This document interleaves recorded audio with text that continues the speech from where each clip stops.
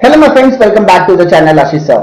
आज के इस वीडियो में हम बात करने वाले हैं कल न्यूज 24 पर जो पैनल डिस्कशन हुआ एग्जामिनेशन से रिलेटेड, फाइनल एग्जामिनेशन से रिलेटेड, एजुकेशनल अपडेट से रिलेटेड सारी चीजों पर बात करने के लिए आया हूं। मैं आपको ये सारे इंटरव्यू की डिटेल लिंक मैंने ऑलरेडी कम्युनिटी ऐप में शेयर की हुई है। डिस्क्रिप्शन में भी आपको लिंक दे दूंगा। 1 घंटे का पैनल डिस्कशन है, आप देख सकते हो। और सेकेंड चीज, इसमें सिर्फ एक मुद्दा आपको मैं बताने की कोशिश करूंगा, फाइनल ईयर एग्जामिनेशन से रिलेटेड था। ये जो बातें हैं ये प्रोफेसर वेद प्रकाश जी द्वारा की गई है। कौन है ये वेद प्रकाश जी? ये यूजीसी के चेयरमैन रह चुके हैं सन 2013 से लेकर 2017 तक। तो अगर उनके द्वारा कोई स्टेटमेंट दिया गया है तो वो उतना ही इंपॉर्टेंट है जितना हमारे सीएमओ साहब अनाउंसमेंट करते हैं उतना, ठीक है। तो उन्होंने सबसे पहला पॉइंट यहां पर रखा कि ये जो एग्जामिनेशन का मुद्दा है वो इतना कॉम्प्लिकेटेड था ही नहीं, इसे हमने कॉम्प्लिकेटेड बना दिया। क्यों? क्योंकि यहां पर एग्जामिनेशन को यूजीसी और स्टेट अपने ईगो की लड़ाई बना समझ ली है और यहां पर वो अपने पावर्स को दिखाने की कोशिश कर रही है। तो उन्होंने कहा कि एग्जामिनेशन को, ये जो पैंडेमिक का सिचुएशन है वहां पर एग्जामिनेशन को 4 इंपॉर्टेंट पॉइंट में आपको देखने की जरूरत है कि अगर एग्जाम होती है या एग्जामिनेशन नहीं होती है तो उसके 4 इंपॉर्टेंट एस्पेक्ट है। पहला है किसी भी बच्चे की professional credibility, administrative feasibility, social acceptability and उसका सोल्यूशन क्या है। ये 4 इंपॉर्टेंट, लेकिन बात इंपॉर्टेंट ये 5 सेक्शन की उन्होंने की है कि सेक्शन 12 क्या कहता है।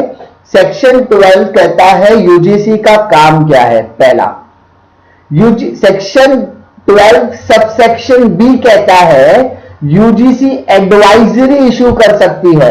यूजीसी कंपल्शन नहीं इशू कर सकते, यूजीसी एडवाइजरी इशू कर सकती है। और अगर कोई यूनिवर्सिटी इस एडवाइजरी को नहीं मानती तो उसका क्या कॉन्सिक्वेंसेस होगा, ये चीजें सेक्शन 14 में कही गई है, ठीक है। वापस मैं कह रहा हूं, यहां पर यूजीसी अपनी एडवाइजरी को कंपल्शन के तौर पर दिखाना चाहती है, तो जो दुर्भाग्यपूर्ण है।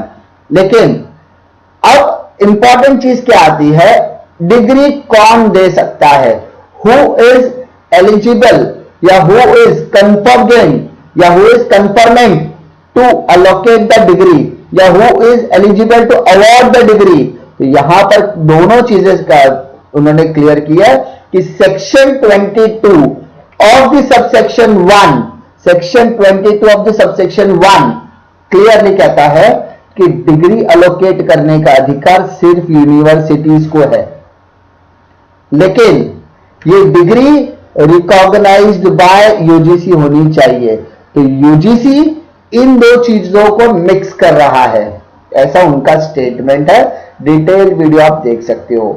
डिग्री अलोकेट करने का अधिकार सिर्फ यूनिवर्सिटीज को है और ये यूनिवर्सिटीज जब डिग्री अलोकेट करें तो ये डिग्री का रिकॉग्नाइजेशन यूजीसी के पास से होना चाहिए। इसका मतलब अगर कोई भी स्टूडेंट बीकॉम का स्टूडेंट है और वो किसी भी यूनिवर्सिटी, जैसे मान लो मुंबई यूनिवर्सिटी का स्टूडेंट है, तो ऑब्वियसली ये बीकॉम की डिग्री यूजीसी में ऑलरेडी रिकॉग्नाइज की हुई है। यानी यहां पर एग्जामिनेशन होने के बाद डिग्री अलोकेशन का अधिकार सिर्फ मुंबई यूनिवर्सिटी को है। तो यहां पर कंफ्यूजन क्रिएट किया जा रहा है बच्चों के मन में और सिस्टम में। उन्होंने कहा है, उन्होंने 2 इंपॉर्टेंट आर्ग्यूमेंट भी किया है और ये आर्ग्यूमेंट उन्होंने कहा है ये इनेबल है, यानी इसको हम लोग मान ही नहीं सकते। क्या स्टेट को एग्जामिनेशन कैंसिल करने का अधिकार है? पहला, क्या यूजीसी को ही अधिकार है एग्जामिनेशन लेने या एग्जामिनेशन कैंसिल करने का? पहला आर्ग्यूमेंट उनका क्या था, क्या स्टेट एग्जामिनेशन कैंसिल कर सकता है? तो उन्होंने कहा अगर वो डिजास्टर मैनेजमेंट एक्ट के अंदर में करते हैं तो वो लॉज के, क्योंकि ये जो एजुकेशन का मैटर है, ये एजुकेशन जो है वो कंकरेंट लिस्ट में आता है। कंकरेंट लिस्ट में यानी इस पर स्टेट गवर्नमेंट और सेंट्रल गवर्नमेंट दोनों ही रूल्स पास कर सकते हैं, लॉज बना सकते हैं। तो यहां पर स्टेट ने अगर एग्जामिनेशन कैंसिल किया, क्योंकि जब ये सेकेंड गाइडलाइन 6 जुलाई को इशू की गई थी तब बहुत सारे जैसे दिल्ली, महाराष्ट्र, वेस्ट बंगाल जैसी यूनिवर्सिटीज ने ऑलरेडी एग्जामिनेशन कैंसिल करने का डिसीजन दे लिया था। तो ये इंपॉर्टेंट चीज है। तो उनके पूरी बात से एक ही चीज समझ में आई कि यहां पर यूजीसी अपने खुद के फंक्शंस में कंफ्यूज है। द रीजन अननोन, क्या रीजन है पता नहीं। दूसरा, allocation of degree should be awarded only the university, यानी यूनिवर्सिटी के पास ही राइट है डिग्री को अलोकेट करने का, ऐसी बात खुद पूर्व चेयरमैन कह रहे हैं। ठीक है, यहां पर ये स्टेटमेंट उनकी तरफ से आना कहीं ना कहीं बच्चों के फेवर में बात आती है कि नहीं, कि यूजीसी अपना स्टैंड कहीं ना कहीं गलत दिखाने की कोशिश कर रहा है।